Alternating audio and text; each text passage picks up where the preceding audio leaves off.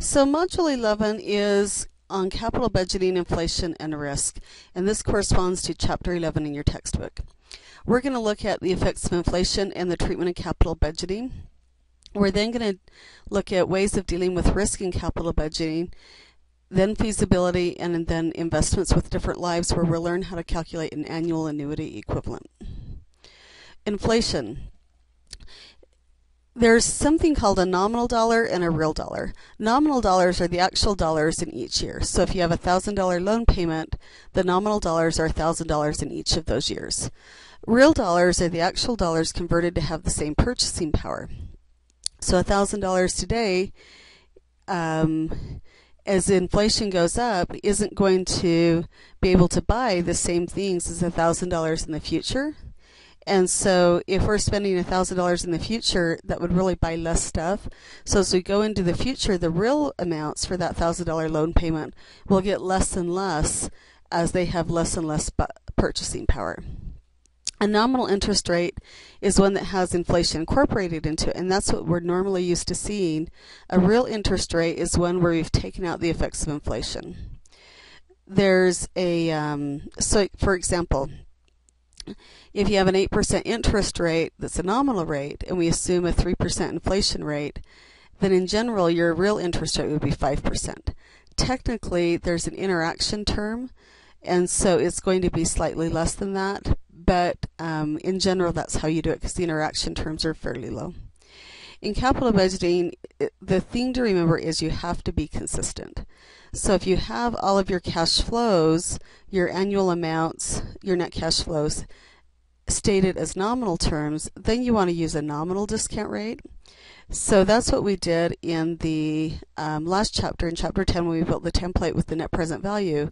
All of our cash flows were in nominal amounts, and our discount rate was a nominal rate, also included the effects of inflation. Another way of doing that is to keep everything in real terms, and so you convert all of those annual cash flows into real amounts, and if you have real amounts for the annual cash flows, then you want to use a real discount rate, and the real discount rate is going to be lower because it's going to be the nominal rate less the effects of inflation. Like I said, in general, your loan payments and everything else are expressed in nominal dollars already, so normally we'd use nominal net cash flows and a nominal rate.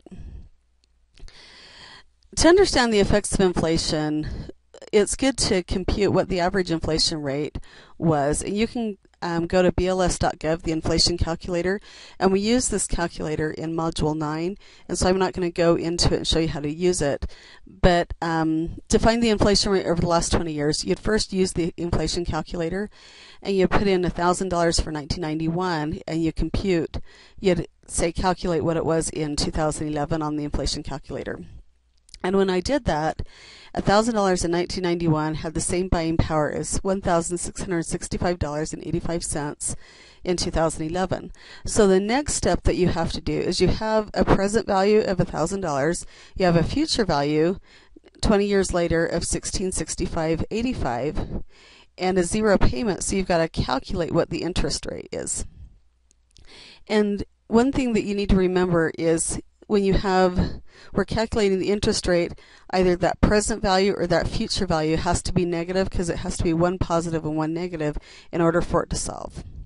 And if you solve that, the answer is 2.5%. So on average, over the last 20 years, prices went up by 2.5% each year. The inflation rate is going to go up and down. In fact, it goes up and down even in a more, they publish them sometimes monthly rates.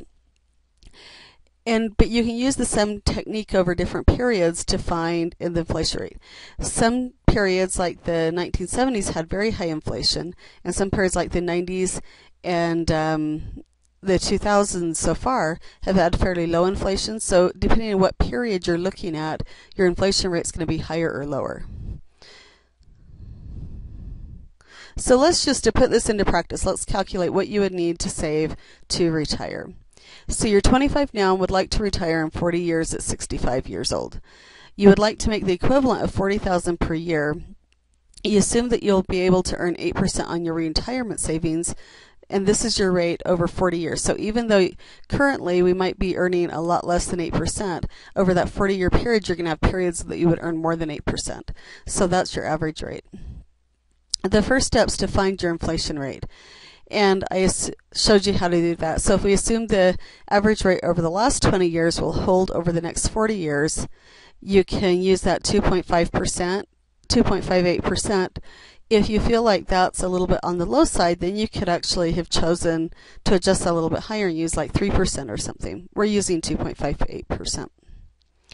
To find out what your desired salary would be today would be equivalent to when you retire, because you're going to have a lot more dollars to be equivalent to what you could do today with $40,000 a year.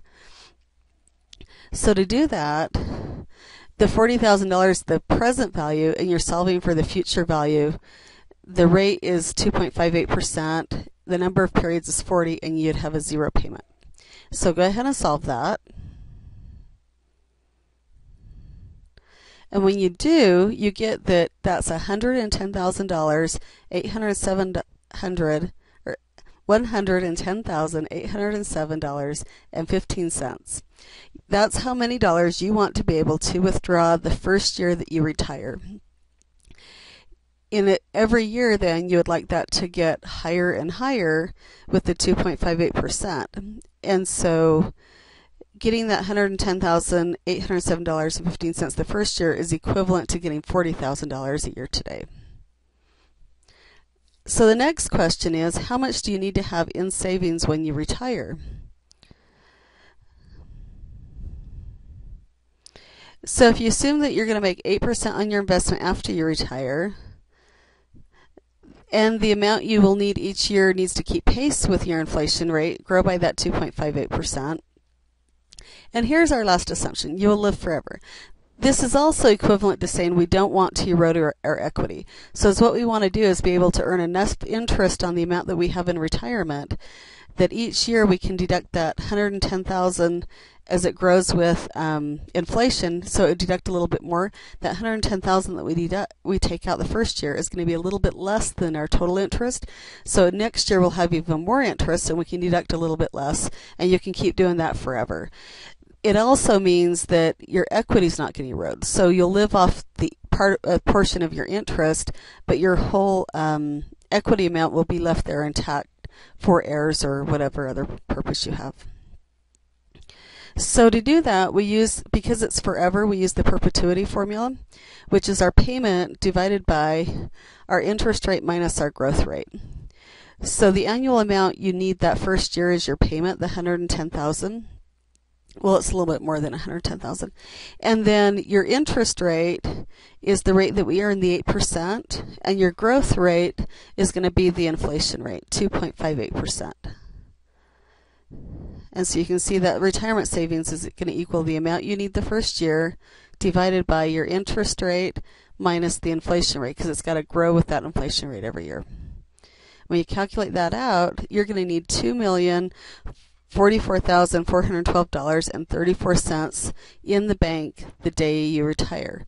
So now that we know how much money we need to have in savings, we can then back into how much do we need to be saving on a monthly basis to get to that goal.